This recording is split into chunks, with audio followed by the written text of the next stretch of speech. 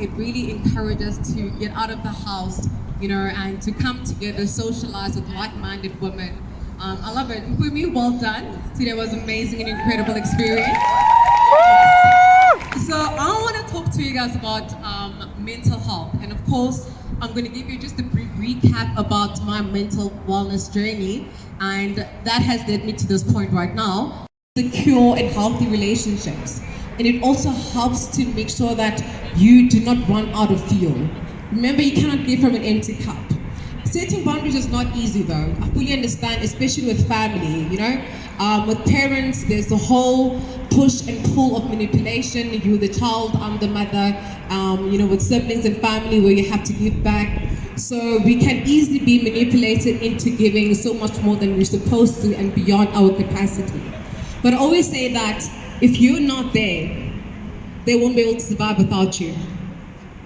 And the thing about human beings is that they'll continue to take and take and take and take. So no one's gonna one day tell you, hey, I've taken enough. If that's what they're used to, that's what they're going to continue to do. So help establish healthy boundaries, not only with family, not only with friends, but also from a professional perspective in your career. 3 tips to help you set boundaries. Understand that number 1, your needs matter, and they are equally as important as everybody else's needs. So don't neglect your needs. The second thing is learn to be assertive and learn to communicate your wants and needs. The third thing is be direct. Stop dropping hints and stop the passive aggressiveness. It's only going to do more harm for you. So learn to be direct. If you're feeling a certain way, communicate it, be assertive, and at the end of the day, remember that your needs matter just as much as everybody else's needs. The second thing that I've also implemented, that I've always done, is being mindful of the content that you consume. In this day and age, we are bombarded with information every single way. Television, radio, social media, there's Instagram, there's Twitter, there's LinkedIn, there's Facebook, there's a million other platforms where we're bombarded with information on a daily basis. What you don't realize though is that social media can be very triggering. And for me, what I do, for one, I don't own a TV at my house. I've never owned a TV. I'm 31. And not because I can't afford it, because I don't want one. And that's mainly because I just grew up like that. And I grew up not watching TV. Besides the fact that I feel like to a certain extent it's a bit of a waste of time, I also feel like there's a lot of negativity on TV as well. I limit how frequently I watch the news. I don't watch the news every single day because once again, it can be very triggering. What's happening in the world can be very, very depressing. So if you're going through a rough time mentally and emotionally, tuning into the news all the time may not be the best thing for your mental well-being. Again, social media. I'm ruthless and I curate my social media to what serves me. I block, I mute, unfollow. The mute button is the best invention ever. That block and unmute, that mute button, guys, I'm telling you, it makes people disappear. It's even better than the unfollow button because you never see them again. So with me, I curate what I read, what I see online. I only follow like-minded women like yourselves. If something is negative, block immediately. I don't entertain it and we move along swiftly. Twitter is a powerful platform as well. Powerful platform where it is very, very productive. A lot of networks have been established on Twitter, but also it can be one of the most toxic places you can find on social media. So it's important for you to also realize that, being mindful of what you consume on Twitter. One of the things I don't do, I don't watch trends. I don't follow trends. I don't look up trends. There's certain content, most of the time I don't see content, and I'm most engaged with people that tag me or communicate with me. So how I consume content is very important. And like I said, I've curated it that way, and in my life as well. I've got a circle of very, very close friends, extremely close friends. And I am very pedantic about the kind of energy which I allow into my space. And you need to be very, very protective of that as well. You need to protect your energy. So setting boundaries, super key. The second thing as well is being mindful of the content that you consume, which is also very important. Another thing that has helped me to also pioneer mentally as well is starting small. We tend to set the most biggest, hairy, audacious goals, which are fantastic. But when you look at it there, it can be so intimidating that you don't know where to begin. For example, particularly with weight loss. Some of you would say, I want to lose 20 kilograms, I want to lose 15 or 25, but the number looks so big, it's scary. So what I always say is that take that big goal, break it down into smaller chunks. Sure. For example, let's just say you want to lose weight. The most ideal amount of weight to lose is between 0.35 to 0.5 kilograms per week. So break it down that way. So take that 15, break it down into 4 kilograms, break it down by week. But also you need to understand that life also happens in between. So grant yourself the grace enough to understand that life happens in between. And the whole point of consistency is not always be right, but to have more text than you have crosses. So that's one of the things we try to do as well. And the other benefit of setting smaller goals is that it helps to stimulate the brain's reward system. So every single time you achieve a goal, that little goal, you literally get stimulated and you get happy and you get motivated to tackle the next one. So that's what you don't realize, that it does much wonders for you mentally, and that keeps you motivated and more encouraged to tackle on to the next goal. The next one is to become more aware of the thoughts that are in your mind. I know with mental illness, it's very, very hard. And even me today, with all the healing and all the growth I've done, I do struggle with tough days as well. I do struggle with days where mental health is taking a bit of a dip. And it's important to realize that healing is not linear. Progress is not linear. And we'll all have those days. But it's super important as well to also be mindful enough to recognize when you're having those thoughts. Sure. A thought or feeling, it doesn't mean it is fact. And I want you to always remind yourself that just because you're feeling a certain way doesn't mean that it's your reality. Sure. Or it's actually fact. And you need to be very, very important and cognizant of that. But in order to do that, it comes with practicing mindfulness. Mindfulness of what's in your mind. And just a few things to help you in terms of controlling those negative thoughts. The first thing that comes with mindfulness, it will help you to recognize those thoughts in your head. Recognize it. The second you see it, pause in your steps right there and then. And reverse that negative thought. If you think to yourself, I'm not good enough, tell yourself, I have everything within me to achieve this goal. Affirm yourself, reverse it, and then repeat that positive affirmation. One other thing that will contribute as well to your mental well-being is sleep hygiene. Do any of you know what sleep hygiene is? So sleep hygiene is not about how much sleep you get, but the quality of your sleep. Sure. Many a times you go to bed, but you wake up tired, you're still fatigued, and you're wondering why. That's because the quality of sleep was not actually the greatest. And that, guys, not sleeping affects your everything. You can't think properly, you're not efficient, you don't have the energy to exercise, you're tired. And what do you end up doing as well? You end up eating junk food and gravitating to foods that are high in sugar when you are tired, because you're just looking for that quick fix to spike up your energy levels. But you know what happens? You have that chocolate, you have that ice cream in that moment trying to resuscitate your energy. Immediately after, you're gonna go crash, you're gonna crash as hard as you went up. So sleep is very important, and like I said, sleep hygiene addresses the quality and not the quantity of sleep. So there's certain bad things that we all do before bedtime, and I'm guilty of some of them, I will admit as well.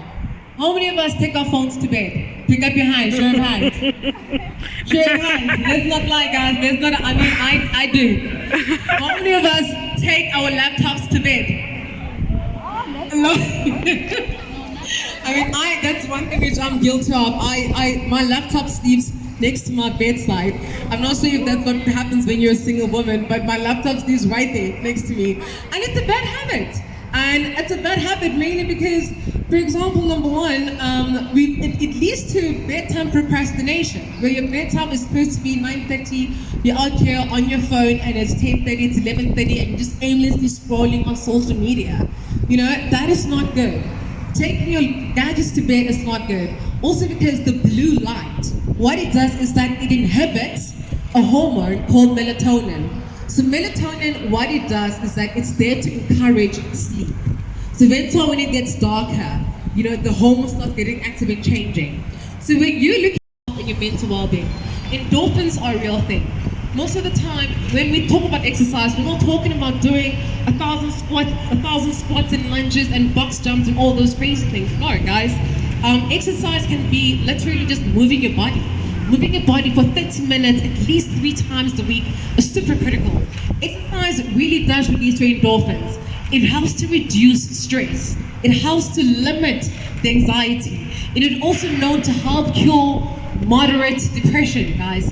That is what exercise does for you. Besides the fact that it's got many other physical benefits. So it's most days, yes, I'll train for, train hard, do my leg press and all of that. But some days, I make sure that I train for 30 minutes, mainly because I understand what it's going to do for my outlook and for my brain. And I'm a much happier and better person with the exercise, I promise. I know myself as well, so I'm a much better person with exercise. So do not underestimate the importance of exercise. Walk, run, take a jog, take the stairs, walk your dog, be outside at this moment, just breathing in the fresh air, and that's super, super important for your mind. Therapy. I was talking about the importance of therapy, and I did it for a year and a half. And therapy helped me to become a much better person, and I will always advocate for it. I know it's going to be a bit pricey, but I'm going to tell you 2 things which I know as well. Is that number 1, most government clinics and hospitals have a mental ward wing or area dedicated to mental wellness. There are physiotherapists, there are psychologists and psychiatrists at public hospitals and clinics for free, where you can get therapy and medication for free. So please stop that abantu bazotini thing and think that, there's something to be ashamed of going to a public or government facility. If you need the help, if you need the medication and the resources financially are not there, prioritize what makes your quality of life better. Don't care what people are thinking. And another thing as well, I know about the discovery that was on medical aid. You can also qualify or apply for PBT. It's this service where your psychologist applies for you and it grants you free therapy sessions. My therapist applied for me and I was granted 14 free therapy sessions. So I'm not sure who your medical aid is with, but double check. Majority of the time they have all these amazing benefits and we don't know about them. And if you are with Discovery, check with your therapist and see if they can apply that for you.